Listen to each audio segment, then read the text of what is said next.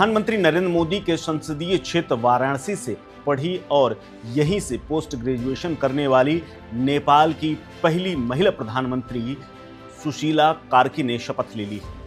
सुशीला कार्की प्रधानमंत्री बनने से पहले वो प्रधान न्यायाधीश भी रह चुकी है। सुशीला कार्की अब देश की पहली महिला प्रधानमंत्री बन गई, जिसका भारत ने स्वागत किया है। भारतीय समय के अनुसार करीब 8:45 बजे और नेपाली समय के अनुसार रात के 9 बजे राष्ट्रपति आवास शीतल निवास में कार्की ने पद और गोपनीयता की शपथ ली, जिसका भारत ने स्वागत किया है।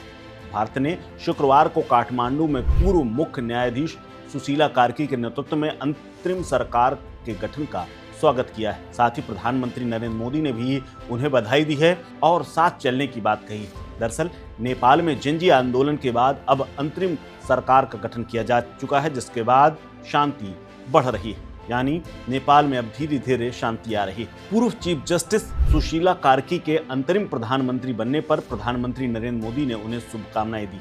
सोशल मीडिया प्लेटफॉर्म एक्स पर एक पोस्ट में पीएम मोदी ने सुशीला कार्की को बधाई दी। दरअसल प्रधानमंत्री मोदी ने एक्स पर लिखा कि नेपाल की अंतरिम सरकार की पीएम के रूप में पद ग्रहण करने पर माननीय सुशीला कार्की जी को शुभकामनाएं।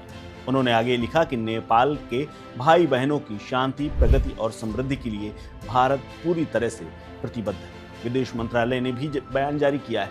उन्होंने शुक्रवार के रात करीब 9 बजे सुशीला कार्की ने जब नेपाल के अंतरिम पीएम की पद की शपथ ली तो उनका स्वागत किया गया।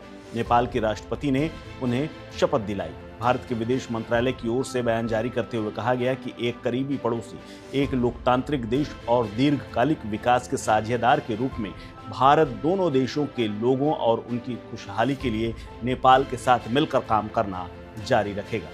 आपको बता दें कि नेपाल में आम चुनाव 5 मार्च 2026 को होंगे। इस चुनाव के बाद अंतरिम सरकार की जगह नेपाल को एक नई सरकार मिलेगी। हालांकि उससे पहले संसद भंग कर दी गई और उसके बाद सुशीला कार्की को शपथ दिलाई गई। आपको बता दें कि नेपाल के अंतरिम पीएम के रूप में शपथ लेने के बाद वो देश की पहली महिला मुखिया के तौर पर उभरी। माना जा रहा है कि सुशीला कार्की के आने से भ्रष्टाचार मुक्ति का जो आंदोलन जिंजी का था और जो भ्रष्टाचार से मुक्ति की चाह रखने वाली जनता थी, उसके लिए एक नई आशा की किरण बनकर के उभरी। सुशीला कार्की की पढ़ाई वाराणसी से हुई है और वाराणसी से उन्होंने अपनी ग्रेजुएशन और पोस्ट ग्रेजुएशन की।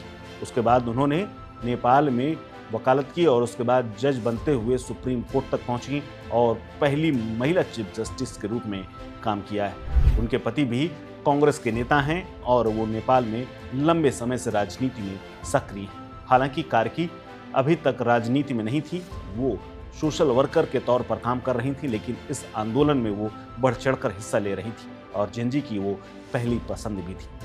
इस खबर में फिलहाल